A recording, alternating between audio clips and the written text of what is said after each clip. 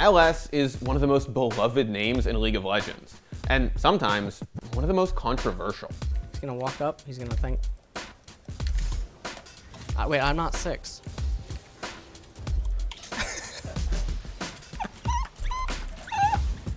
I want to drop an F-bomb. I'm getting real close, Atlas, I'll tell you what. Don't fucking tilt if you play with me. Like, cut the fucking Western shit. But getting to that point was a grueling challenge. The pressure to cheat always came when I felt like I wasn't good enough for someone or something or, you know, whatever else. There's a front page Reddit post flaming me personally as a human being every other fucking week. You think I wouldn't take it to heart? I couldn't find ways to financially stabilize. I couldn't find ways to emotionally stabilize. So, I don't know. It was scary at times.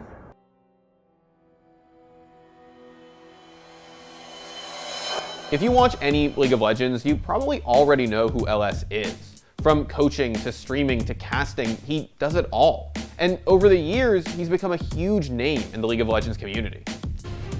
Welcome back to the LCK, guys. I'm Valdez. With me is LS, aka Low Standards, who is a commentator for the LCK and is known for his annoying personality and questionable game knowledge. He's specifically known for his Annie and Thomas Kent gameplay in low platinum solo queue, so I hope you guys do enjoy his cast tonight. But LS wasn't always a League fan. Before he was the #1 Annie advocate and Leandry's salesman, LS was trying to make it pro in StarCraft. But in 2007, LS made a terrible, catastrophic mistake. He cheated. And StarCraft was kind of like my escape in my life at that time. So I just wanted to be known. So I didn't think I was hurting anyone. I wanted to, you know, beat these players to kind of befriend them, if that makes sense, and then play normal against them and actually become better like them, and then play them naturally and never hurt anyone. LS was banned from the Team Liquid forums, the hub of the Western StarCraft community. His career was basically over, and the scene saw him as a criminal. Even nowadays, you know, I've said this on streams on several occasions, I see kids that are 12, 13, 14, 15, and I could never imagine saying to them things that board members on TeamLiquid.net said to me. I could never imagine going out of my way to harass them or basically make threads dedicated to, like, flaming them, right? Almost equivalent to, like, cyberbullying. LS continued to play StarCraft, but the community still hated him. Some people even banned him from tournaments. Eventually, he moved to his dad's house, where he didn't have a PC good enough to play the game, so he just quit. But then, Blizzard released Brood War's successor. Hell, it's about time. StarCraft 2 came out in 2010, but LS didn't really care. He was too busy trying to find a place to live. But during this period of uncertainty, LS got an opportunity to return to StarCraft and even make some money doing it. And so I got a message on Facebook from a Ghost of Gamers admin, Mark Kuhn, who apparently was managing, or he was going to be managing the Ghost of Gamers.net team. So he gave me an offer that he would put me on salary and get me a computer to come out of retirement. I would play at Starbucks and I would play at Dunkin' Donuts on the Wi-Fi. And eventually it became a problem, and it got to a point where I would wait at the end of the street of my mother's house. I would wait for her to go to work, and then I would break in through the basement. Although he was now out of retirement, LS still didn't really have a place to live. He was couch surfing, but that was far from a permanent solution. What happened was one day I got caught at my mother's, and then eventually there was a very, very big blowout, and I was on a Skype call with Six Jack's Skew. His name's Alex Broa, and he heard the whole thing. And Skew just said, "You need to get out of there, and I'll just get you a plane ticket." And I flew out to Arizona. And what happened is after MLG Anaheim, we got back, and him and his brother had a really big fight in the kitchen about me staying there, because Skew had told him that I was staying shorter than what apparently was happening. LS just couldn't stay on his friend's couch in Arizona anymore. He was out of options. So he packed up everything, and at just 18 years old, he moved to Korea. And so I asked the the owner of Ghost of Gamers at the time, I asked him to use up all of my stipend and like future salary stuff to send me one way to Korea. And I landed there with less than $200. LS had a relatively cheap place to stay at the MVP gaming house after passing a few tests, but that's it. That's all he had. Then when I arrived in Korea, it was like a nightmare for about a year or 2 years because I had less than $200 basically in my pocket at all times. I was extremely reliant on like tastosis and stuff, or like just connections. My income was extremely unstable. Coaching wasn't really big back then. Like you could only get like $20, $30 an hour, and it was very infrequent. The community still hated me because they all thought like I was like this grown adult at this time that had cheated when I was like 20, even though they don't take into account I was like 12, 13. So there was a lot of problems there. On top of the money problem, LS was also dealing with depression. He was alone in a foreign country and didn't speak the language. He was broke and he couldn't talk to anyone about it. Between the depression and the homelessness and being broke, LS had to put his StarCraft dreams on hold. He was still playing, but all those situations were weighing him down. He couldn't give it his all. I felt very isolated and alone, and I was also struggling and dealing with like a lot of internal conflict. I was dealing with coming to terms with like my sexuality, and I was dealing with, you know, really being on my own at that point. LS moved to another team house, but eventually he was homeless and broke. With almost nothing to his name, he gathered up whatever he had left and risked it all on poker. And I was going to the casino thinking, this is all the money that I have, and it was only a couple hundred, and I legitimately thought, like, if I lose this, I have nothing. The gamble paid off. LS made enough to afford a very small room in South Korea, and the windfall put a more permanent roof over his head. But you don't always win in poker. And when you have almost nothing, the losses sting. Some days, LS ate as little as possible to stretch out his winnings.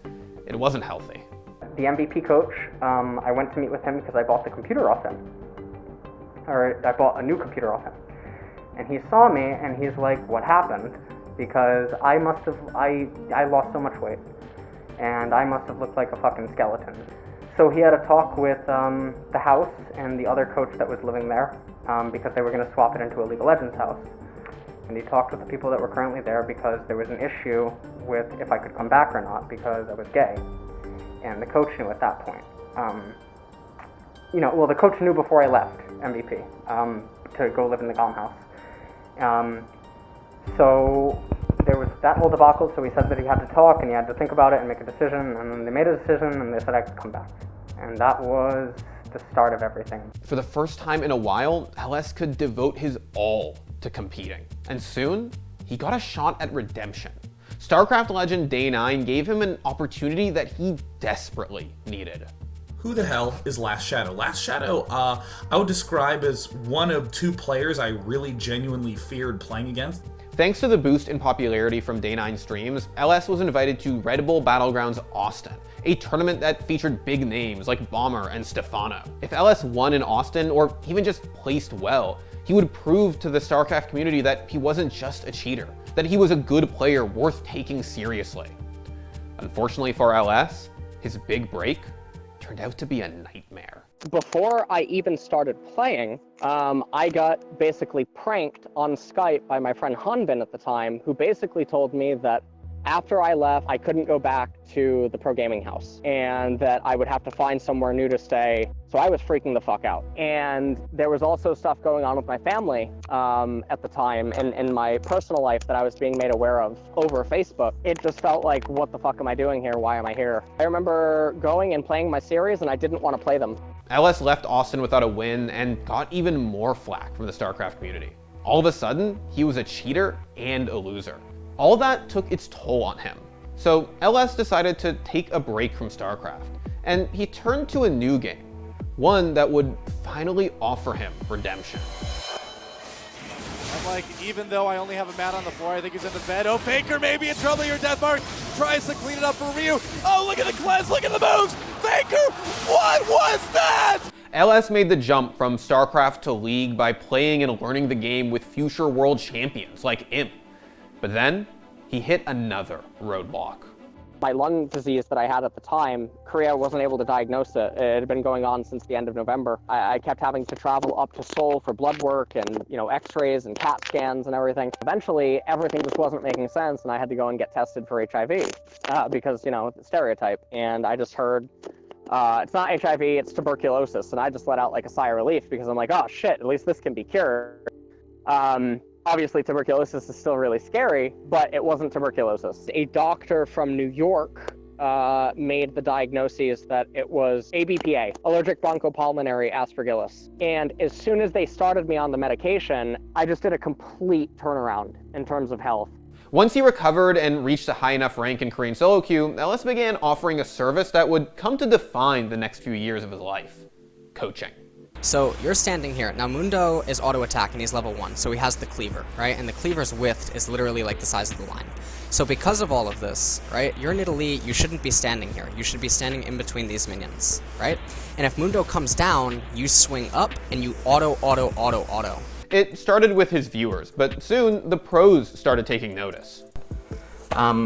So some things that I want to address is that, so I joined SHC about a month and a half ago. Teams started approaching LS, and under his leadership, Super Hot Crew went from relegation in the EULCS to playoffs. Because the rest of the team doing work, they will take down the 2 Nexus turrets, and the Super Hot Crew will finish 3rd in the standings. That means they will be facing Roccat, and the Wolves, they have to face Gambit. And after that success, LS went to coach even more teams. After helping a couple different teams, he's made his way to Gravity and the North American LCS. He's outside of Korea finally. Last Shadow, you won your first match. Was that all you? So, for those that did follow what was going on, I ended up coaching a team again for the first time in an official setting. And I joined Tempo Storm in May. With LS sitting in the middle, obviously going to be one of the coaches, for sure the drafting coach and the analytical coach. Can't wait to see what kind of thing he will concoct. And in 2016, LS made his casting debut, joining SPO TV for their inaugural broadcast of the LCK. And that led him to be on the broadcast desk for the 2016 League of Legends World Championships. And although he left SPO TV in 2017, LS returned to the LCK broadcast in 2019, becoming the league's premier caster. I don't even know what they're thinking right now. Just, oh, Jace is disabled, so I guess Kennen? But even Kennen is awful into this spot. Okay, leaks. Turn the page. All right, here we go. I have no idea what to even say about it. And remember, this is Ornn. The Mage, Death Knight, Paladin, Hunter, Rogue, Warrior, Enchanter, Tank, Bruiser, Wizard, Warlock, Priest, Assassin, Gunslinger, Druid, Shaman, Necromancer, Ninja, Bard, Monk, Robot, Conjurer, Blacksmith, Mystic, Warding, God, Illusionist, Templar, Wizard, showing what he can really do here. Over these last few years, LS hasn't just been coaching and casting. He's also become one of the biggest streamers in League. You guys want to see why I tell you all to pick Annie? Give me 1 second. I'm gonna show you all why we pick Annie. Ready?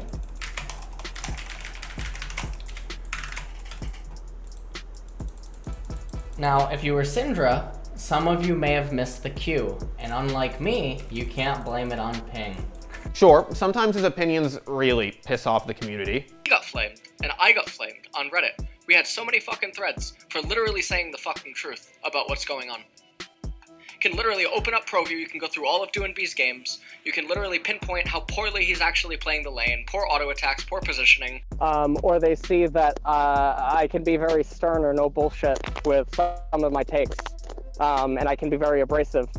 And I think that that leads to people not looking at like other stuff that I do. But he's built up a dedicated, passionate fan base who stick with him. Whether he's co-streaming the LCS, chatting with pros, or just messing around in solo queue. It's a bit of an advanced insult. Talking a lot of shit for someone whose room looks like Mordekaiser's old.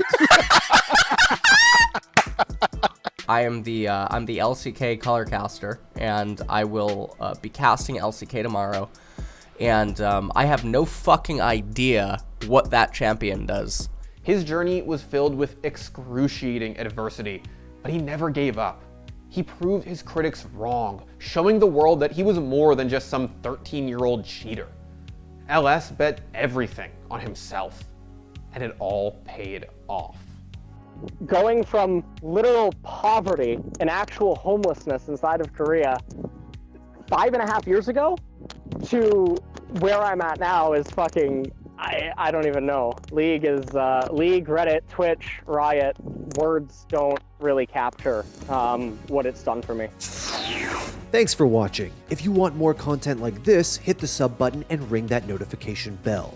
For unique bite-sized videos you won't find anywhere else, hit up our Instagram, Twitter, and Facebook pages.